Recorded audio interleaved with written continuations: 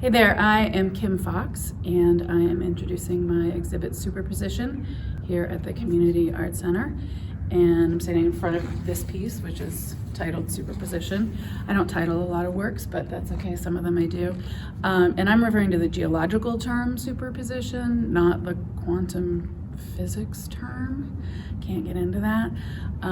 But it does have to do, the geological term just has to do with layers, and the layers on the top being newer than the layers on the bottom, and I'm super interested in layers and patchworking and textures, and so this exhibit pulls together a lot of different elements of those interests. And the primary medium in this show is tin work and steel.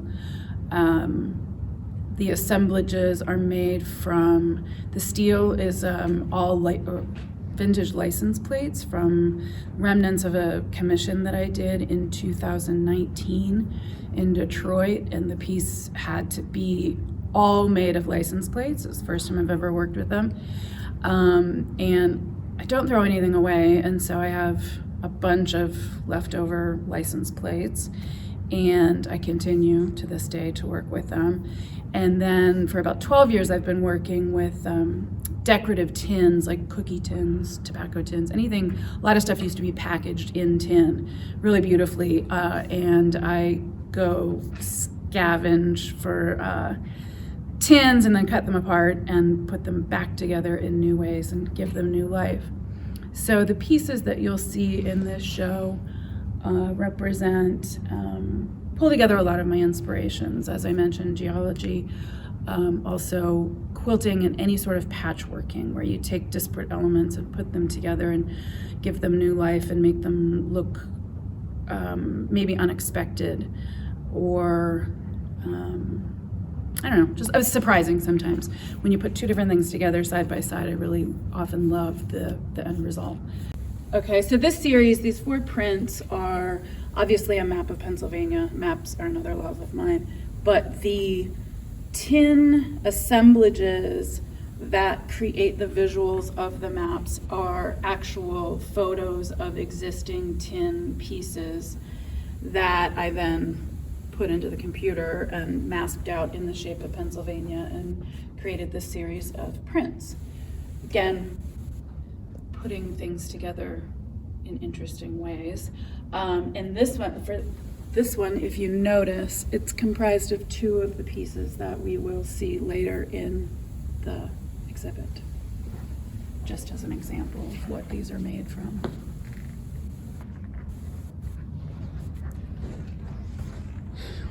These pieces are inspired by, there's another geological term called stratigraphy, which again, it was a novel concept when they realized that things that,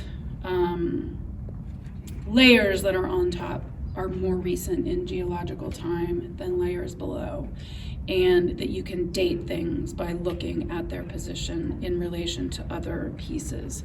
So I have taken, whenever I travel, or actually most of my photographs are like pictures of buildings butted up against each other with different layers of paint running into each other, and it's hard to know like what part was painted at what time, and actually I have some of the references over there to show you. And so I did, a couple of years ago, I started this series where these are all based on actual architectural photos that I've taken over the years.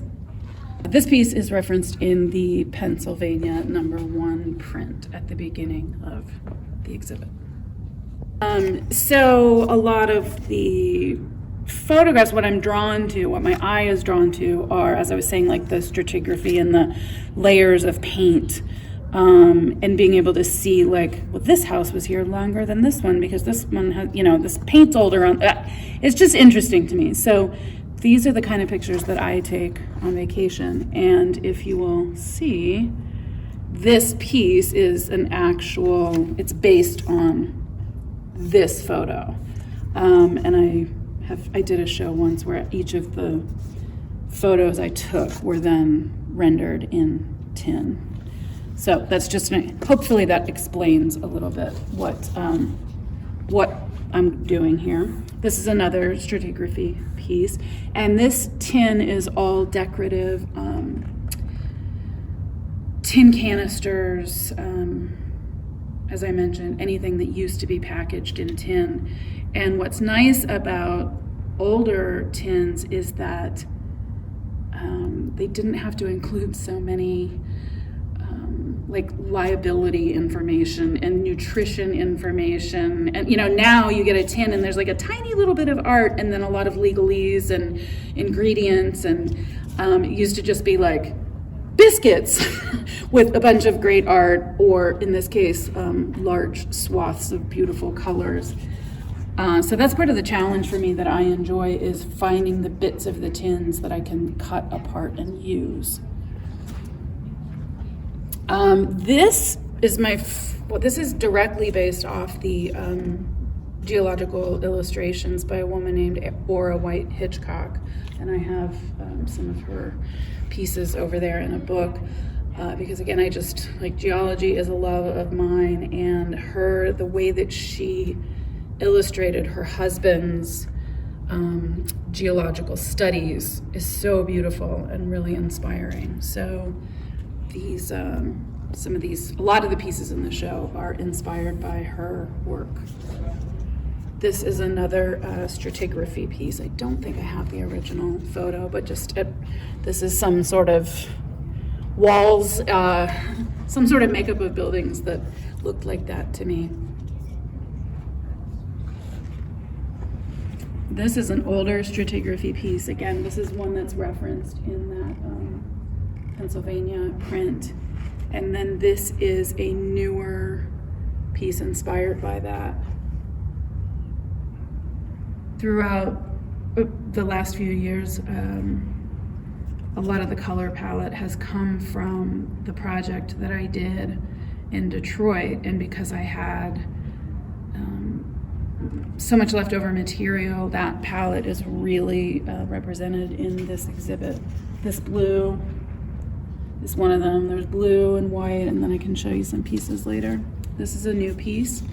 This is based on geological layers of rock.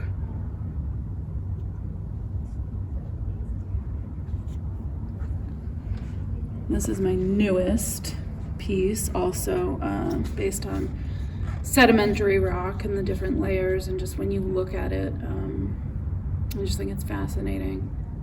Especially when you see things like, around here we were underwater for millions and millions of years, and so there's fossils, underwater sea fossils and things, except that they're up on the side of the highway. So I just am fascinated by how we used to be and where we are now. This is a series of sort of stratigraphy inspired pieces, and again, more of the color palette from the Detroit project. This orange and the pink and the brown. I picked all the colors based on the client it's a self-driving car company, so it's very tech oriented, but the office in Dearborn, Michigan, they really wanted it to more reflect that region, and they love the coastal areas of Michigan. And so I picked the color palette from a photo of one of the coastal regions, and then pulled these colors out of it and built the color palette and made it this very interesting, there was a crab in it, so there's like orange and bright blue, and an interesting project. It was a great project, one of my favorites. Continuing in the theme, this blue and gray, this is all from the Argo project. And then just in working with this palette, like this one is not from the Argo project, this is vintage lithographed tin, but I just loved the palette and the subdued blues, muted blues and grays and browns. This is my brown district. More stratigraphy. And this was a happy accident, because when I was placing the pieces for the show. The couch, the bench colors and the upholstery is represented in these pieces. And this was another one of the cargo colors, this teal-ish turquoise. So these are stratigraphy. This is based on the log cabin quilt pattern. Later in the show, when I show you the map piece, the story behind that is I used to do a lot of sort of representational tin work, like maps of the United States. And one year I was at the Three Rivers Arts Festival, and everybody that came into my booth would walk up and touch the maps and say, is this quilted? Is this fabric? And it was like after the 800th person said, is this a quilt? I thought, oh my gosh, okay, fine. I'm gonna go research some quilt patterns and some quilting. And luckily I started with the quilters of Gee's Bend, and they were beyond poverty-stricken women that were quilting out of necessity to insulate their cabins, and but unbeknownst to them at the time, in the middle of last century, I believe, the imagery that they were creating on these quilts was really similar to the imagery that the modern artists in New York City at the same time were making, but obviously they did not know. It was such disparate, modern artists in New York and these women in rural Alabama were making very similar work, which is fascinating to me. And that really just set me on a new path of researching quilting and quilt patterns, and there's stories behind the quilt patterns, and there's some lore about certain quilts having codes for the Underground Railroad. Like if the geese were flying a certain direction, that meant to go this way for safety. It's a whole other language that I love. I am not a quilter, but I am inspired by quilting and quilters. And so that's a log cabin quilt pattern. These are back to geology. This is based on Ora White Hitchcock's illustrations, and it represents layers of sedimentary rock and then a fault line interrupting the layers. This was the first piece, not the first piece that I did, it's not the oldest piece in the show, but it's the main piece that I started last year for this show, and really thinking about layers of sediment and specifically the geology approach to making the work. And then the name Superposition came largely from this piece. And this is, these are all strips of tin. I don't like to waste anything. So these are specifically from when you take the lid off a tin, there's that rim around the lid, and it's just a very short, long, skinny piece of tin. Like, what do I do with all these? Well, that's what I did with them. And so it's just another opportunity to not waste any of the materials. And there's a lot of motion and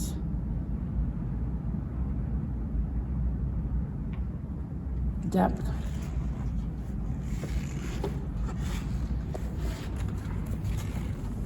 This is a combination of sort of stratigraphy pieces and another log cabin, just again using the color palette from the Superposition piece. And all of these pieces are framed in lath, which is the wood that's underneath like an old plaster wall. It's these thin strips, really soft wood. I think they said oftentimes it's cedar. I don't actually know what kind of wood this is. I thought maybe pine. It's really soft. It's wonderful to work with. And so when people are renovating their houses, I absolutely dumpster dive and come home with carloads of lath, and that's what I use to frame all of my pieces. This is another log cabin inspired pattern. And then I'm just keeping with the yellows. This is a sedimentary layer, but turned on its side. I love color, and I love playing around with it. This is a study that I did for the Argo project when I initially was presenting ideas to the architects and the Argo team. They had come to me because they had seen my traditional quilted pieces, and so one of the approaches I took was an idea of doing this 30-foot long piece using traditional quilt patterns, but their one requirement was that I use license plates because it's a self-driving car company, it's in Detroit, it made sense to them. So this was one of the studies. We did not go this direction, but I thought that I included it in this show because I wanted to tie into the story of utilizing quilt patterns and patchworking and the materials. So it's not necessarily a finished piece, but I think it helps tell the story of the work that I do. And this is, it's called a crazy quilt. It's a pattern, but it's not really a pattern, which is sort of why I love it, because these crazy quilts were just assembled thusly. I love making those, again, because I love putting different patterns and colors up against each other and seeing what happy accidents what comes out of it.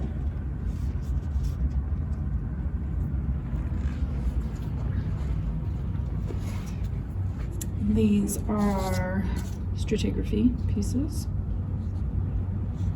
Love pink and brown, that's my favorite color combination. I think this one was actually taken from a friend, posted a photo on Instagram, and it was somewhere in rural Western Pennsylvania, and it might have been a gas station, and I loved it so much. I think that's what started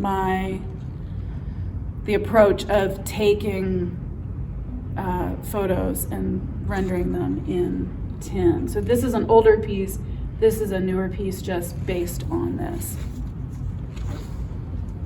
A couple more stratigraphy pieces using the Argo color palette. I love most of the pieces, the majority of the pieces in the show are 5x5. Initially, when I started a year and a half ago on that one, my intention was to work very big. And one of the supply chain issues during COVID was that lumber became really, really, really expensive. So I decided to work really small. And I love the idea of giving myself a parameter, a rule, and then pushing that. And so I spent a little bit of time deciding what size I wanted to work in, and then just cut down some sheets of plywood to 5x5, knowing that that was going to be sort of the rule I was giving myself. And then I just like to sort of go nuts within that parameter, see what comes of it.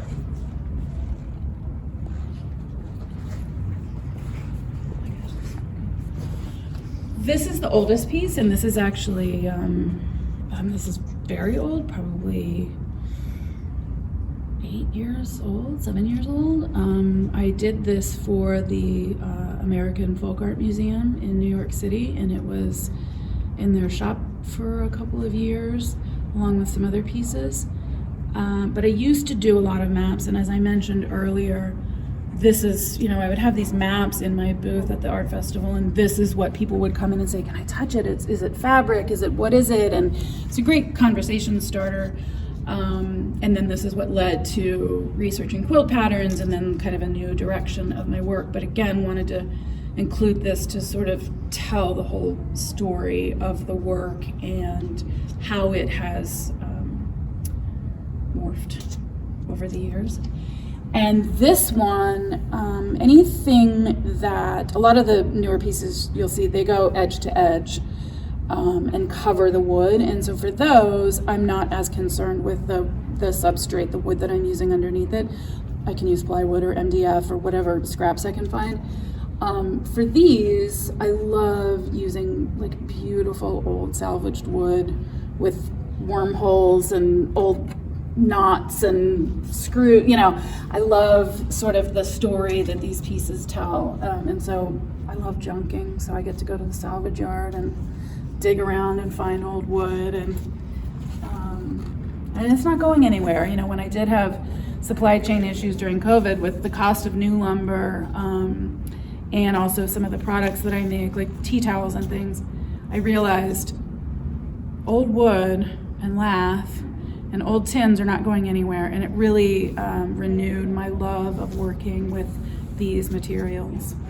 Kind of being forced to do it made me realize how precious those resources are. This was another study, and this is really what, for the Argo project, sorry, and this is the direction that we went with one change. I didn't use a lot of plain license plates. 99% of them were painted using the color palette that I had established, except that the company, Argo, wanted one license plate from each city that they have an office in, which are all over the world. Munich, California, LA. I mean, there's a bunch of them. Sorry, I can't think of it offhand. So those in the large piece, which is 30 feet long and almost 5 feet tall, the only actual representations of license plates are just in the locations where they have headquarters, and the rest of it is very colorful, and there's a lot of lateral movement, and but this is the closest thing to how that final piece ended up. More stratigraphy pieces again, and you can see obvious repurposing of the license plates there.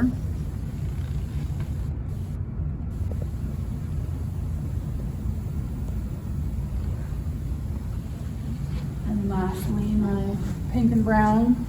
My husband actually wrote a song for me called Pink and Brown. He's a songwriter, musician, and he wrote it decades ago. It has to do with my love of pink and brown together.